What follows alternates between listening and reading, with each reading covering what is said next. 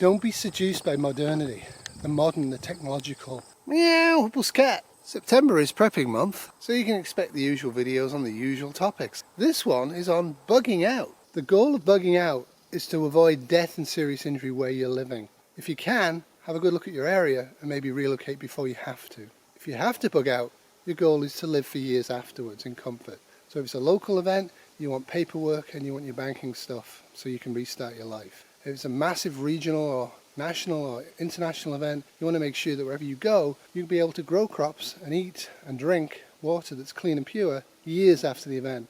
Not for a couple of weeks or a couple of days or a couple of months or in some cases a couple of years. It will run out. For whatever reason, I have to leave my home and head out into the forest and walk to a highway. Now if you have to bug out from your home, you've failed. You've failed to prep properly. Now that sounds a bit harsh, but it's true. You should live in a home that you can use in a disaster. You shouldn't be flooded out, you shouldn't have a wildfire, you shouldn't have violence, you shouldn't experience war in the area you are. You should have prepped for that and moved accordingly.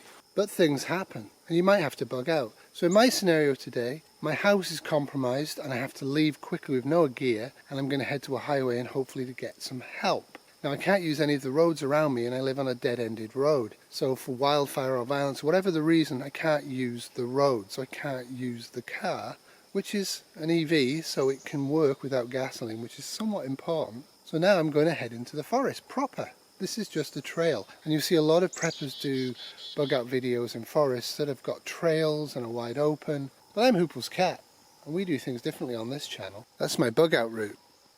Now I know my area, I know it very well, but if you don't maintain trails in the forest, they fill up.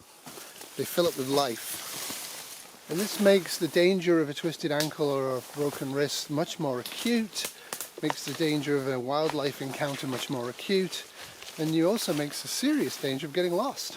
So I'm heading up the hill, trying not to hurt myself.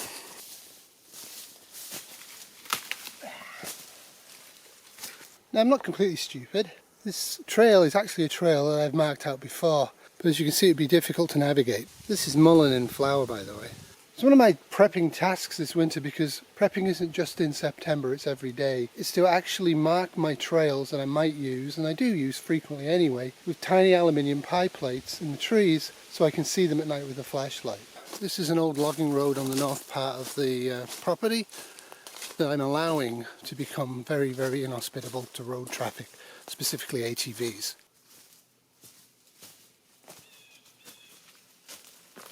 The problem with most bug out videos, they focus on the bug out route sometimes, but mostly they focus on the gear, the bag, what's in the bag, like it makes a difference. Over a year ago, I tried to make this more user-friendly to hiking. So come on Hooples, you're saying, what do you mean it makes no difference what you've got in the bag?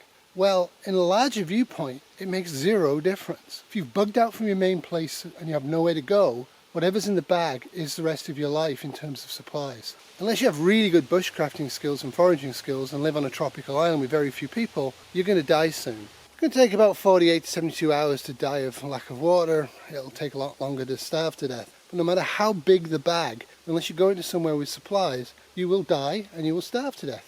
Unless you live in Puerto Rico like Louis does. And most of these mangoes, they're gonna go to waste. Okay, look, see the birds be eating the mangoes as well. There's a couple of new ones up there. This is the top of the compost bin. It's just littered with mangoes. Okay, so this is mango season right now. Check this out. This is another tree, and this is hand's length. You know, I'm not even. Okay, look, check this out. Hand's length. Okay, bananas. This is a dwarf banana plant right here. Now you can and should put little survival packages in a bug out route like this so you can actually get resupply en route. That's a good idea. Places where I live, like in central Canada, you need to put it in the trees because the ground freezes to about 5 foot deep in the winter. And you might be bugging out in the winter, which would be a much more tragic tale than bugging out in the second week of September like I am today. So I don't care how big your pack is, I don't care if you have a trailer full of gear.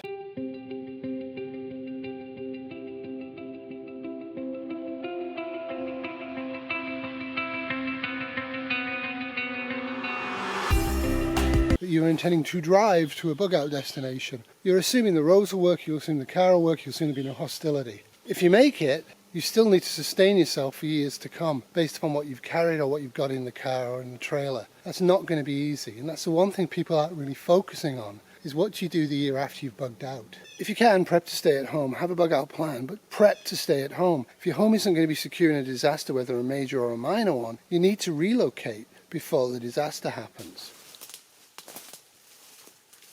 I don't recommend bugging out during a disaster. The fire's right there. We couldn't see the road. We didn't know where we were going. We're driving through 60-foot flames. Go! Go!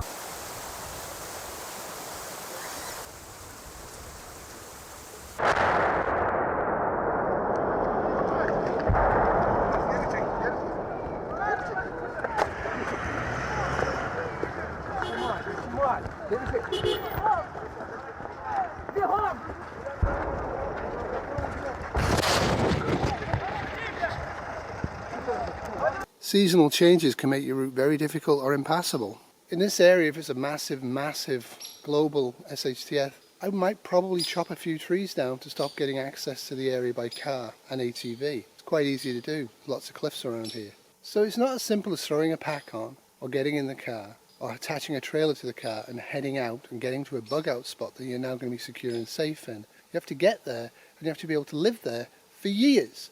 And that's the part that's always missing. So today we're going to talk about what's in my bug out bag. People put hairbrushes in. People put all sorts of things in. You want to go from A to B, probably via C and D, as fast and as flexible as you can.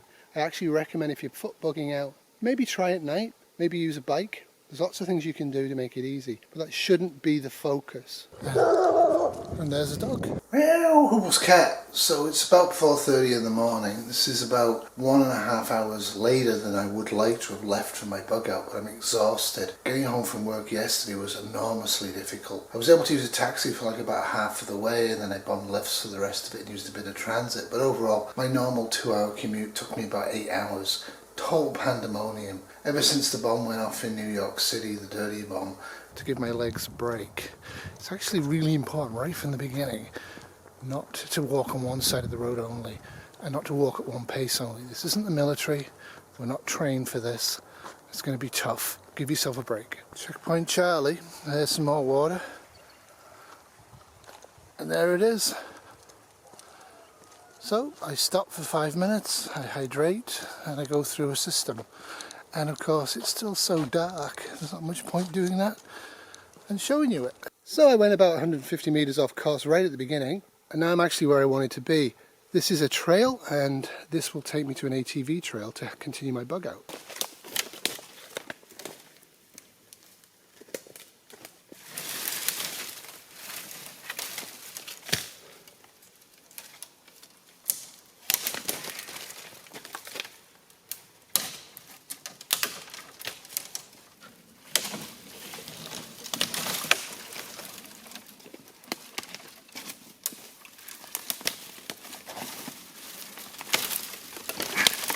If you don't maintain your bug out routes, don't expect them to be perfect. You may have to do some trail marking and also some backtracking and also some overnight camping or overday camping unexpectedly on a bug out. And that's where I came from. If I can do it, you can do it. So I'm on my trail, but I definitely need pie plates.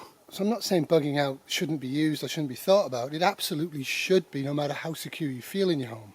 And for the vast majority of local SHTFs, using a car will work well, as we've seen in all the forest fires and floods recently, if you bug out early enough. Practicing hiking and bug out like this is humbling. Makes you realise no matter what your preps are, it's going to be horribly physically hard and dangerous. But in this particular case, I made it to my first destination point. They survived. Pretty much nothing else survived in terms of trail marking than what I showed. The enormous focus on bug out in most prepping is a sign of prepper arrogance and also short-term thinking. You may or may not have heard of the rule of 3. 3 minutes with no oxygen, you die. 3 days with no water, you die. 3 weeks with no food, you die, etc. Whilst a good way of looking at the priorities, they're all priorities when they arrive, how long does it take for a bullet to enter your brain and kill you? Security, safety is absolutely the bedrock of prepping and preparedness. Nothing else. Fleeing as a refugee with limited supplies, however big those supplies are, to an area like this will eventually cause your death. With apologies to a certain very big prepping news channel, Using a mini soya is a really bad idea as well. They are cheap, but they're very fiddly to use unless you use them in a hydration system, and even then the filter's not going to last very long. Maybe 2 or 3 weeks of everyday use, maybe. I have a LifeStraw Mission. It'll filter 8,000 litres of water very easily and very quickly and very fast. And that's what I want to use, because you're going to use way more water than you think in grid down conditions. So, Okay. Kitty says it smells okay. What does it taste like? Nothing. Tastes of nothing? Piece of water. Good water or bad water? Good water? What Good do you think, Becky? Good stuff. So that took about 3 minutes. So yeah, it's a long system. And I'm going to risk my health as well. Oh, you didn't tell me it was a risk. Good? Good. Good? 2 thumbs up. 2 thumbs up. So this is what Kitty's been drinking. Well, that looks very attractive, doesn't it? So yeah, pre-filter with a micro towel and enjoy clear, good water. At home I have a Berkey, and so should you. Yes, they cost a few $100s, but that'll give you water for 10 years, maybe longer if you treat it right. I have tablets so I can treat water on the go if I need to. I think I'll be okay for water. My area is very clean, very pure, most of it's spring fed, lots of lakes, no industrialisation near us. After 5 to 10 years, if the well's still functioning, the water's clean in the well, I check it regular, there's no reason why it wouldn't be. But if the well has failed, I'm going to have to use clean running water, and I will. And I might use some sand or some gravel and some leaves to try and clean it out a bit if I need to. Probably won't. Probably more likely to get infected using those sorts of materials, because nobody boils them, do they, before use for filtering water. But where I am isn't where you are. Where are you? What's going to be your choke points? Mine's going to be food and fats.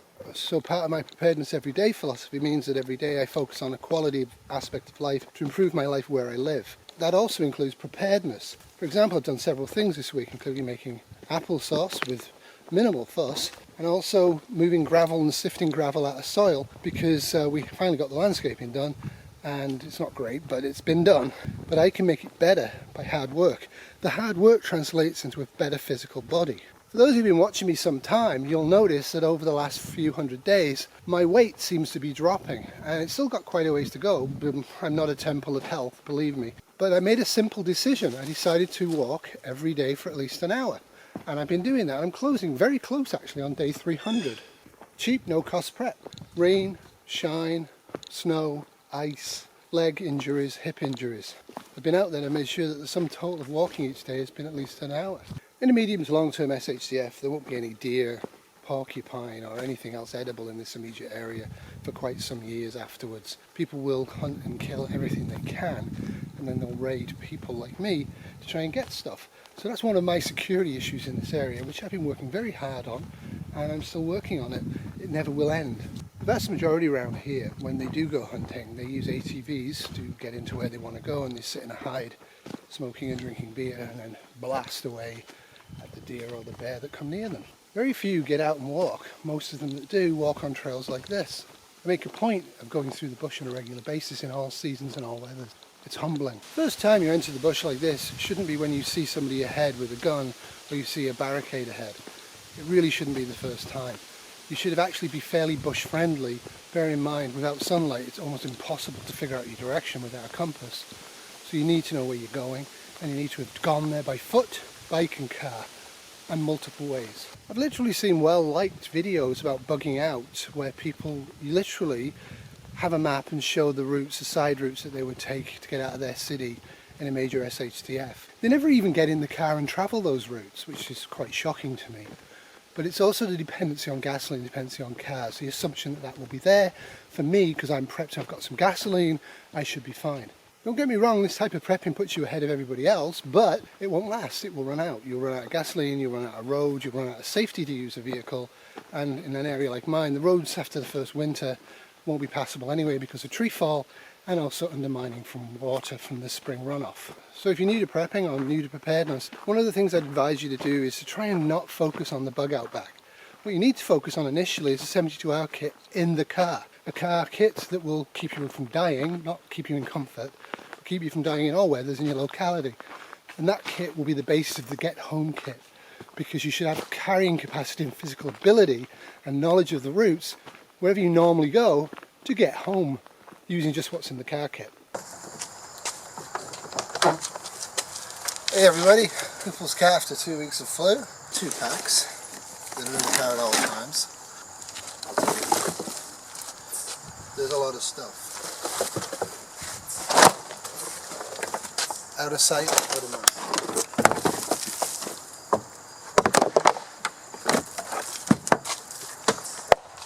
Kitty's emptied out the car because we'll need the car space to move stuff to the new place. And I'm taking advantage and I'm tidying up what we had in the car. There are 2 Rhino Ready converted kits. This is one of them, the other one's in the garage. I'm also going to open them up and add them to the table so I can sort out what's edible and what isn't. So that's 2 small Datrix bars, not great. A pack of water, hopefully there's tablets in there. I will check and verify there is. And this is their first aid kit. The second thing you should do is put together an additional kit, a 72-hour kit. Actually, I would argue a 96-hour kit that you can double in length of time because you're just going to ration severely what's in it, to actually have for every member of your family, including the pets, that you are going to bug out with. So you can just get in the car with that kit and you've got your paperwork and your banking documents and everything else you're going to need in a local massive shtf. Most American preppers carry handguns in their bags with ammo and quite a lot of weight. For the less discerning of you out there, notice I am also EDCing clothes. I'm wearing a shirt and I am wearing pants. Hey, John is not naked from the waist down. That's because of pants. I wear them every day. EDC update. And they seem to feel that they need that so they can kill people if they encounter them on the route who are trying to kill them. I mean, it's much more likely in rural areas like this, in a massive, massive SHTF event, that if they see you coming with a backpack, they might just put a bullet in your head and then have a look to see what's in the backpack. If you live in a high crime area or a high gun owning area, sniping death is going to be very common, and the ability to fight back with a handgun seems to give you reassurance, but actually if you think about it, gunfights are not a great idea. Would it not be better to shelter in place? Would it not be better to hide? Would it not be better to go into a forest like this close to your home and hide out there for 3 or 4 months and let people freak out and kill themselves? I would argue it is. The other problem with armed prepping, and that's a definite Americanism, is if you're an armed prepper and you're armed, people like me see you coming and will see you as a threat. Again, I might take you out before you become a realised threat, depending on how massive the SHTF is. So just carrying a rifle or having a rifle on your back might well put you at risk from an early death in SHTF. Now, I've been called a fool for my anti-gun stance, and frankly that's fine with me. I can deal with the criticism. Having a handgun or a rifle in SHTF of a massive scale in the short term is going to do me anything other than get me in gunfights, and I'm not altogether sure that's what I want. I worked for over 30 years as a nurse, and most of that was spent in trauma ICU. I can assure you that any form of gunshot into your body during SHTF, no matter the caliber, probably will cause you death and probable amputation. It's not something you want to be thinking seriously about having done. The mere presence of a gun does not save you from being shot. People seem to think it does. I'm not altogether convinced of that. But if you want to carry a handgun, go with it. But practice, because they're dead heavy, and practice figuring out how you're going to fire it and how you're going to use it and when you're not going to use it, depending on what you encounter along your bug out route. Okay, so you need a bug out bag and you need it to be as low weight as possible and as low size as possible because you might be going through bush like this. However, one of the things people are then going to focus on is silly. People are going to focus on what they don't need and put them in the bag because they've got normalcy bias. They expect life to be somewhat similar, though more adventurous in SHTF than it is today. They're sadly wrong. If you're bugging out, you're going from here to there as fast as you possibly can. You want food that's easy to do, that you don't have to cook with, so you don't have to carry cookware, and you don't have to carry a stove, and you actually want some form of shelter, because shelter is going to be a critical thing. Clothing is the most critical thing. You want clothing that's going to sustain you in all weathers and in layers. And not much of it, and make sure the weight's not too bad. You want to be able to carry quite a bit of water comfortably, so get a hydration pack. You want to be able to sterilise water comfortably, so get another container and get some Aquapure tablets or similar that's actually going to be able to filter the water and clean it for you. And if you use them, bearing in mind it takes 4 hours, and also it should not be exposed to sunlight during that 4 hours, or you will smell chlorine, but it won't be sterile. As I said, security is the most important thing, so I'm about to actually encounter a road, a tiny little road. So one of the things I want to do is I don't want to enter the road from here. from the trail. I'm going to go into the bush and be quiet and listen, and then have a look at the road before I step into it. Make sure that I'm not going to find something I don't want to encounter. See, there's the road. I want to leave the ATV trail before I get to the road. That's where I'll go.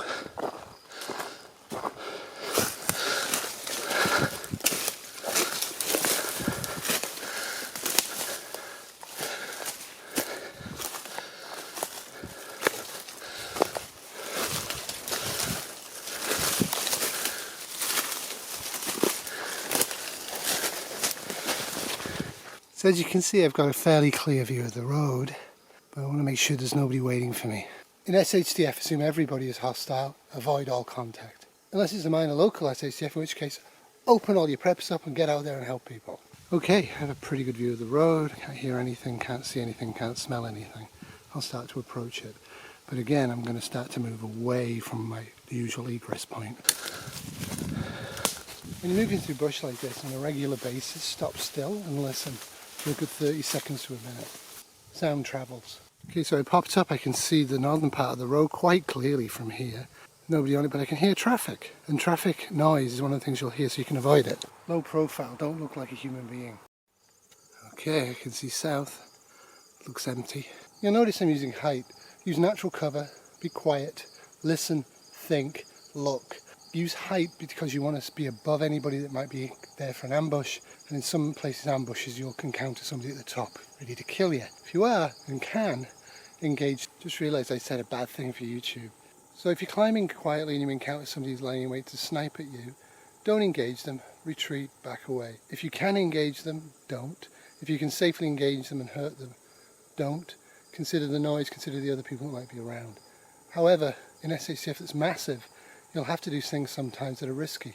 You're going to need luck. Certain times of the year it's very easy to hide at the side of the road, and other times of year it's impossible. Bear that in mind when you look for places to hide. If all else fails, hit the ground and make yourself as flat as possible. Shelter is fundamentally critical from the elements and also from sunlight. If you're used to it and you can, I do recommend bugging out on roads like this at night. It's going to be a lot easier to avoid contact than during the day. Try not to walk with a flashlight. It's very rare that you need to use a flashlight. If you give it the 20-30 minutes for your eyes to adjust, generally on most nights, unless it's full cloud and no moon, you can see well enough to walk on a road like this pretty easily. If you decide to walk through there, you're going to have to use a flashlight. Keep it down at your feet, don't point it around like a laser beam, because people can see you when you do that. Don't shine it in your eyes at any time at all, and considering getting a red flashlight or a green one. Green's actually a little better, I think, for an area like this. So to summarise, don't plan to bug out, plan to bug in. Have a car kit that's decent and solid, best you can make, and make sure you can carry it back from wherever you normally are to back to the home. Make sure in the home you have a 72 to 96 hour kit for every member of the family, including pets, that can easily be carried if you have to walk to a bug out location. Consider different scenarios, considering how you'd bug out, where you would go. Once you've bugged out in a massive SHTF, you're a refugee and your life expectancy will plummet. If you stay at home when there's a forest fire coming, your life expectancy might plummet. If you're going to bug out early and plan to return. It's not all or nothing. People don't have the concept of bugging out for a short distance, waiting a week or two, and then retaking their home. People start thinking in those types of mindset. They're thinking about jumping in a truck, driving somewhere, and having an extended camping fishing trip. The reality will be somewhat more horrific in a massive SHTF than that. So if anybody's telling you need a $300 gas can, or you need a Toyota Highliner, or any of the other things that people say online that are absolutely ridiculous to bug out, bugging out's a failure. You should have relocated before the SHTF into an area that's safe and convenient and sustainable. If you don't, you're going to be in big, big trouble, no matter how many prepping videos you've watched. Don't be seduced by modernity, the modern, the technological. This type of knife is what you need, this type of pack is what you need. You need whatever works, and you need whatever works for you, and you need to have used it on a fairly frequent basis if you're going to try and use it in the conditions of life or death. Make no mistake, bugging out in SHTF is a life or death decision. Even a local fire means if you make the wrong decision, the wrong direction, you're going to die. Don't die. Don't drive into floodwater, don't drive through towns, be very careful what you're doing. Have a plan, make sure it's workable in all sorts of different ways. For example, if you want to have chickens, go for it.